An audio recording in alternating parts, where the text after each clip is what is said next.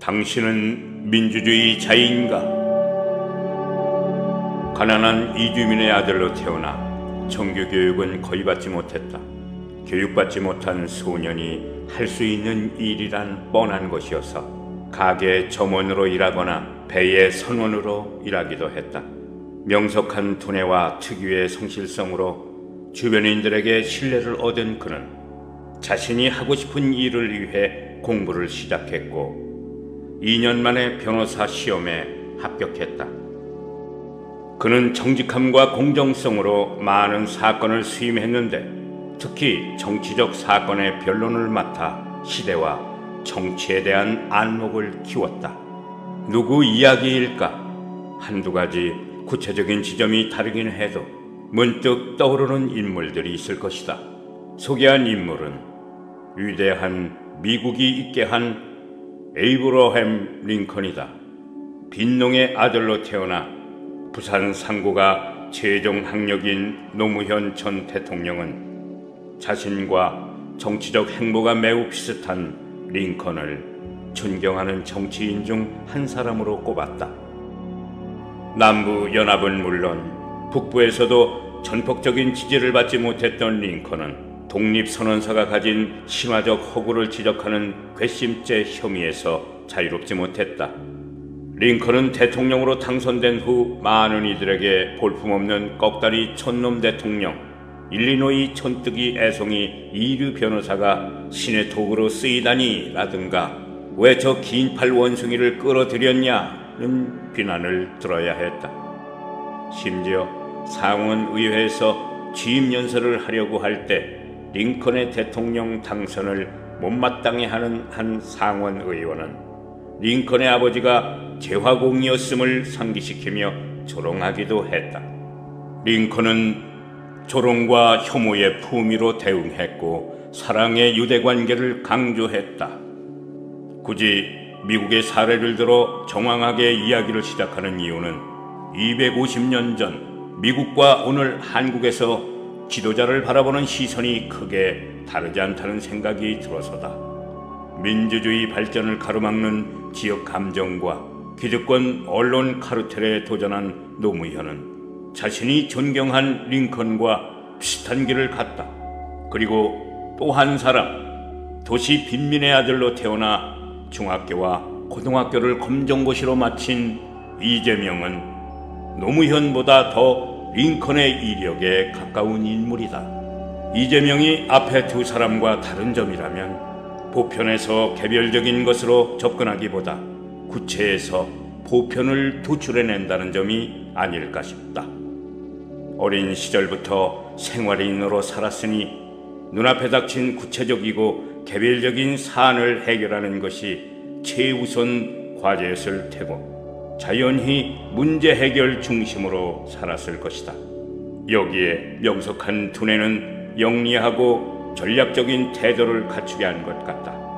한때 무슨 짓을 할지 불안하다고 느껴진 것은 그의 귀납적인 사유와 문제 해결 태도에 기인한 것일 수도 있고 여의도 정치인이 아니라 지역에서 행정가로서 당면 과제를 해결해야 하는 문제 해결사 역할이었으니 정치인으로는 보기 드문 유형이라 낯설었기 때문인지도 모른다.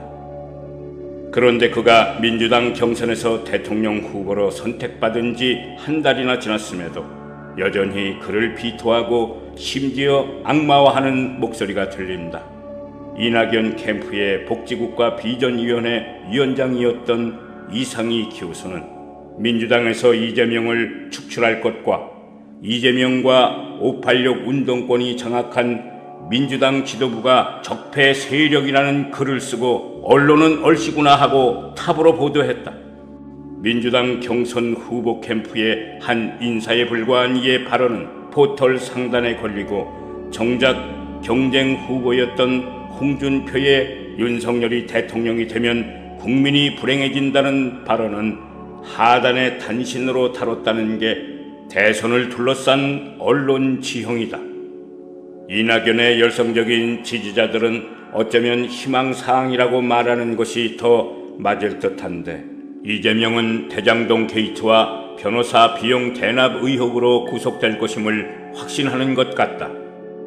이상희 교수는 이재명은 막상 인생을 산 하자 있는 인물이자 범죄 수준의 결함을 가진 인물이며 기본소득이라는 대한민국의 지속 가능성을 해치는 망국적인 국가 비전을 가진 위험천만한 인물이라고 원색적으로 비난했다.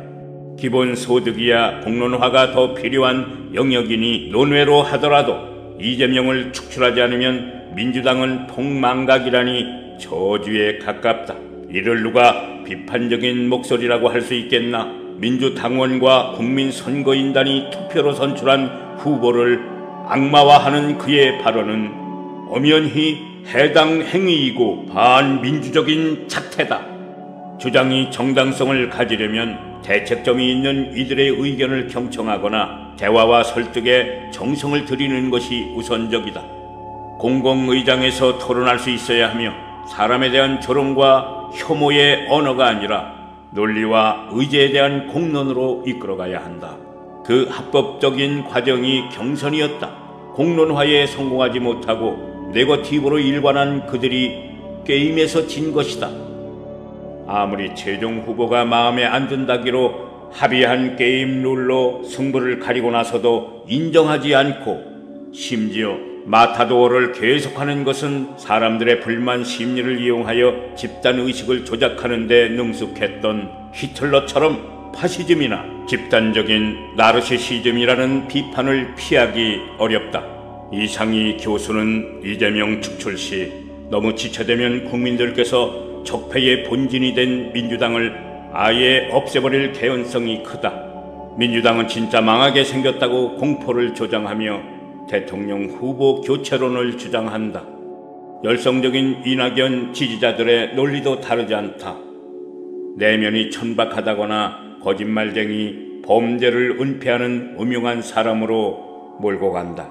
경선 결과에 따라 기계적인 원팀을 말한다고 하여 사람 마음이 무자르듯 정리되는 것은 아니기에 그들이 경선 불복을 말하거나 후보 교체를 말하는 것도 어느 정도 시간이 필요하다고 생각했다. 하지만 경선이 끝나고 한 달이 지난 지금까지 민주당 지지자들에 대한 비난과 조롱의 수위가 높아지는 것은 납득하기 어렵다. 이재명에게 윤석열 지지자보다 열성 이낙연 지지자들이 더 큰 리스크인 셈인데 아무도 제할 생각이 없어 보인다는 게 더 큰 문제다. 이낙연도 침묵으로 일관하고 있다. 비겁하다. 그러다 보니 일부 이낙연의 열렬한 지지자들은 자신과 판단이 다르다 하여 이재명 혹은 민주당 지지자들을 마치 정치적인 미수가인 양 조롱하고 폼하기를 서슴지 않는다. 나에게도 한심하다거나 실망했다며 일방적으로 친구관계를 끊고 사라지거나 이재명을 악마하는 것을 멈추지 않는다. 우리에겐 타인과 다르게 생각하고 동의하지 않을 권리가 있지만 상대방을 악마화하는 것까지 허용하지는 않는다. 이러고도 당신들은 민주주의자라 할 수 있겠는가? 남북전쟁 때 남부의 리 장군이 북부군 총사령관이었던 그랜트 장군에게 항복한 이틀 뒤 행해진 연설에서 링컨은 남부연합 지지자들에게 남부가 연합국 바깥에 있었음을 단언하라는 북부의 요구에 자신이 굴복한다면 우리의 친구들을 갈라놓는 유해한 결과만을 초래할 뿐이라고 말했다. 그리고 혐오는 쓰레기다. 우리는 적이 아니라 친구이고 동지다. 분노가 있을 수 있어도 인간 본성이 가진 선한 의지를 잃어버려서는 안 된다고 호소했다. 며칠 후 저격당했으니 이것이 그의 마지막 연설이 되었다. 이런 분명한 태도를 취하지 않는 것은 동조하는 것과 다름없으며 침묵으로 방관하는 것은 오히려 더욱 부추기는 꼴이 될 수도 있다. 기본소득이 문제라면 더욱 치열하게 공론화를 이끌어내면 될 것이지만 대장 게이트는 억지에 가깝다. 변호사 비용 대납 의혹도 뭔가 있다는 식이지 구체적인 근거를 내놓지 않는다. 그렇다면 아군에 의한 마타도어는 어떻게 저지시킬 수 있는가? 이상희 교수의 발언 혹은 화해하기 어려운 대립들이 발생할 때 힘을 발휘할 수 있는 것은 후보 교체론의 당사자인 이낙연뿐이다. 감정이 이성을 압도하면 확인할 길 없는 온갖 사실들이 더해져 왜곡된 담론들이 날개를 달고 돌아다닌다.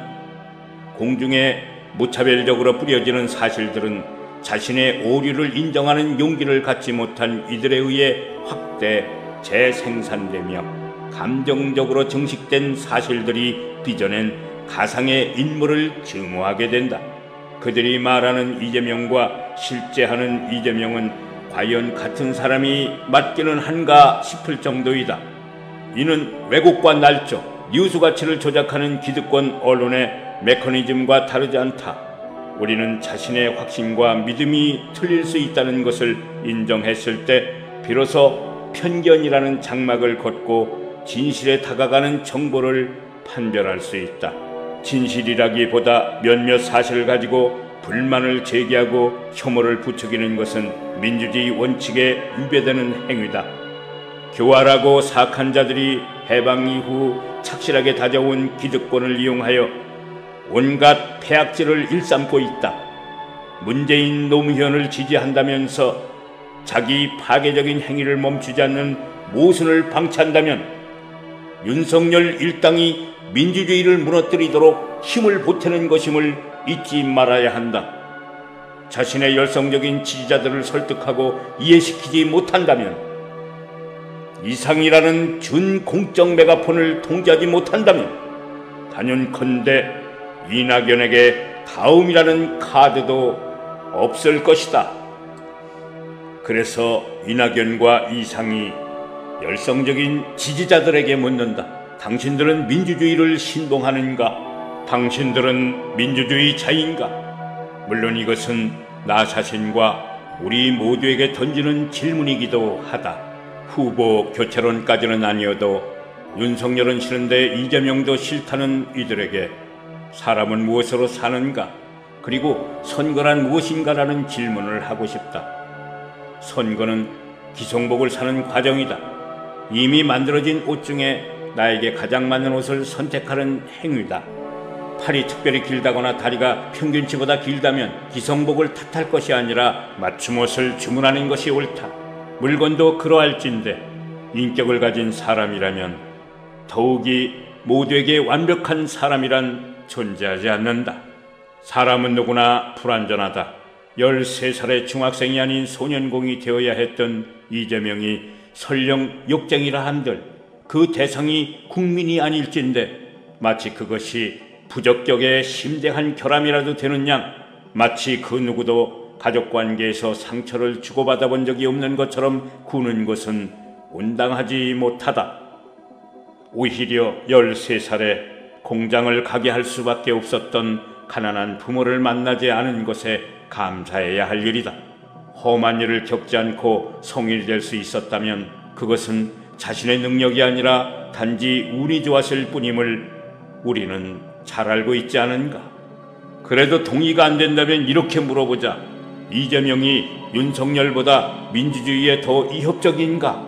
당신들이 지적하는 이재명의 욕설과 차가움, 거짓말 혐의가 고삐 풀린 망아지보다 더 미쳐 날뛸 것이 뻔한 윤석열보다 더 민주주의에 파괴적인가? 마지막으로 그래도 동의가 안 된다면 더 이상 민주당 지지자라고, 민주주의를 신봉한다고 문재인 지지자라고 말하지 말라. 그대들은 자신을 인정하지 않는다 하여 스스로 적폐의 메가폰이 된 진중권이나 서민과 하등 다르지 않으니, 그렇다고 이재명을 핍박받는 예수에 비교하거나 정의의 화신으로 숭배하는 것에도 동의하지 않는다. 그런 방식으로는 망설이는 이들을 설득할 수 없다. 그는 보통의 인간과 다르지 않게 불완전한 인간이며 한간에 떠도는 수많은 사실들이 진실일 수도 있다고 생각한다. 다만 확인할 길 없는 지극히 사적인 영역을 진실이라고 믿는 것처럼 어리석은 것은 없다는 것과 그에게 시민들이 보여주는 믿음과 지지가 그를 공적으로 더욱 단련시킬 것이라고 믿기에 그를 지지한다. 실제로 정동영을 지지했던 이재명과 도지사를 하며 차갑고 날카로운 이미지를 보여주었던 이재명, 검언 개혁의 미적지근한 태도로 일관했던 이재명과 지금 우리가 보는 이재명은 다르다. 그는 스스로를 진화시켜왔으며 민주주의 메커니즘의 바람직한 방향으로 자신을 변화시킬 수 있는 내적인 힘을 가진 사람이라는 점에서 나는 그를 지지한다. 이재명을 인간적으로 좋아해서가 아니라 내가 가진 시민권과 내가 누리고 싶은 공적 삶을 보장받고 덧셈에 시민 공동체가 유지되는데 그가 더 유리한 도구라고 생각하기에 이재명을 지지한다. 대통령은 평생을 함께할 배우자를 선택하는 것이 아니라 5년간 나의 권력을 위임할 사람을 선택하는 것이다. 지금보다 발전된 민주주의 사회를 만들어갈 수 있는 사람이면 된다. 나는 이재명이 아니라 이낙연이 최종 후보가 되었어도 그가 마음에 안 드는 구석이 있지만 그를 지지했을 것이다.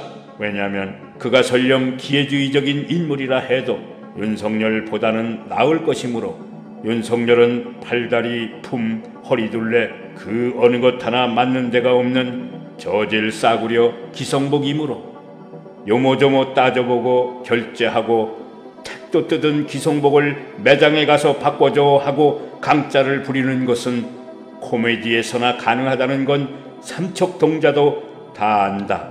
과거가 아닌 미래에 눈을 두고 진도 나가자. 대선은 5년간 대한민국 코를 이끌고 갈 선장을 뽑는 것이지 성자를 뽑는 게 아니다. 당신은 민주주의 자인가?